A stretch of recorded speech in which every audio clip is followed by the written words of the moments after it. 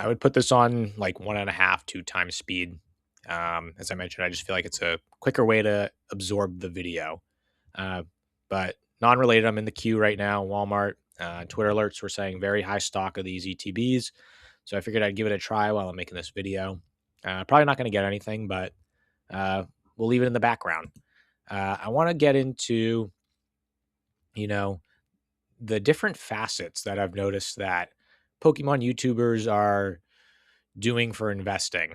I follow the Pokechucks, the Poke Profits, the God of Mitchamals and stuff. And they seem to be geared towards certain products that other investors aren't. So we're going to start with them. The investors, they're big on these booster bundle displays, individual booster bundles, elite trainer boxes. You could factor in, prismatic ETB case. So like elite trainer box cases as well. And then for mainline sets, booster boxes and booster box cases. And that's one way you can invest. I'd say these would probably be sold in the future to like a rip and shipper or another investor. Maybe a collector in the future would want a booster bundle display case. I don't think a collector would really care for a case of ETBs. I feel like they'd rather just care for actually displaying their piece. So they'd probably just want the individual elite trainer box, as well as Pokemon Center ETBs. And not all of the Pokemon YouTubers I follow believe in the Pokemon Center ETBs. So to each their own. But you get this first facet that I'm talking about. It's these like investor products, I guess you could say. Then you have the scalpers that sell mainly to rip and shippers, because they can camp out and get these products, sell them to rip and shippers, and they profit. They both win. They get packs for the rip and ships at a cheap price. The scalpers can buy these at retail and flip them and make a quick 2x on their money maybe. So that's things like these figure collections and poster collections, binder collections. The things you get at Targets and Walmarts and Costco's and stuff, Best Buys. So, I mean, this is definitely something I would never do. I don't have time to do this, but maybe you're a college kid and you got some time in between classes during the day and you want to go drive to a couple different stores. Try to work up some money for maybe college, or maybe you want to work some money up to get like a regular ETB, something like that. But that's another facet in itself is, the scalpers, they grab these products, flip them real quick to the rip and shippers. And then you have the rip and shippers. They gobble these products up from secondary market at a probably 80 to 90% payment. Some probably maybe even 70%. But the rip and shipper business style YouTuber in the Pokemon space, they get, I don't want to say everything, but they get these for their rip and ships. They get the booster bundles that they can either invest in or use for their rip and ships. But they also load up on ETBs and ETB cases, booster boxes, booster box cases, just like investors.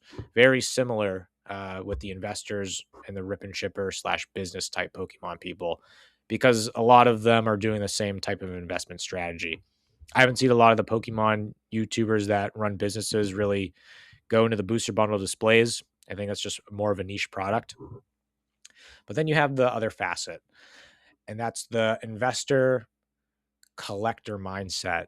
And someone that I enjoy watching a lot is Plumber, because he's like a collector first. You see his collection, Aquapolis booster box, Dragons Exalted, like all these cool boxes. You know what I mean? And that's where I feel like I'm going towards. I'm obviously never going to be able to get those products, but maybe one day, who knows? But he's my favorite Pokemon YouTuber because, he has that collector mindset, but he invests too. You know what I mean? He's got booster box cases and things like that, but he loves his display pieces. He loves those niche products that are old and scarce, and, they just have their place cemented in history in Pokemon. And those pieces are expensive. And that's why, I mentioned I got a XY Fates Collide ETB. Go check that video out. Because it's like a cool collection piece that, while expensive, I feel like could be more expensive in the future. I mean, at the end of the day, all these products will be more expensive in the future, but just like those type of products just hit differently. They hit the collector feel more than a booster bundle. A collector's not going to want to buy 100 booster bundles. They're going to buy the more exclusive Pokemon Center ETBs. Maybe they don't have money for those. They'll get the regular ETB. But you get where I'm going with this. They get those more collector piece products. And that's what I feel like I've been enjoying doing the most. And to each their own. At the end of the day, all these investment strategies are going to make you money. And obviously, the investor side, business side will probably make the most. The scalper will, eventually go away. Um, but I've just been enjoying grabbing collection pieces lately. And yeah, I really only have the one aside from just my personal collection. I've got a bunch of regular ETBs and Pokemon Center ETBs. But the Fates Collide one, like when I bought that feeling like, oh, this product is 10 years old. There's not a lot of these out on the market. Like, and I know one day this thing could be worth way more. It just, it was cool feeling. And now I caught that little bug and I want to get more of those style products. But I just wanted to share, make a quick video. I don't want to rant on anymore, but there's different ways you can invest in the hobby. Try all three, maybe try to figure out what works for you. But maybe over time, when you try them all, one will stick out to you. And, maybe you want to stick on that road. But, I'm hopeful maybe one day I'll be able to get a ETB case or something too, because I also believe in having that investor mindset. Um, but I've been enjoying the niche products, the older ETBs and stuff like that. And that's where I'm at right now. But I know I'm still on the investment train.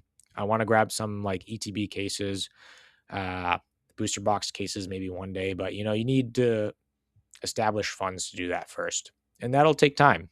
You just got to be patient in this hobby. A lot of now, I want to make a quick profit now mindset. And I get it. Everyone, money is the motive at the end of the day, but just take a step back, realize these different investment strategies, think about it, think which one works for you. So yeah, I thought just something different. Let me know what you guys are doing. What's your investment strategy? How are you investing into Pokemon? How are you collecting? And I didn't even get into cards. That's its own topic that I haven't really dabbled in too much myself. But I'm going to eventually get some PSA slabs and stuff like that in due time. There's so much in this hobby. It's really hard to do a little bit of everything.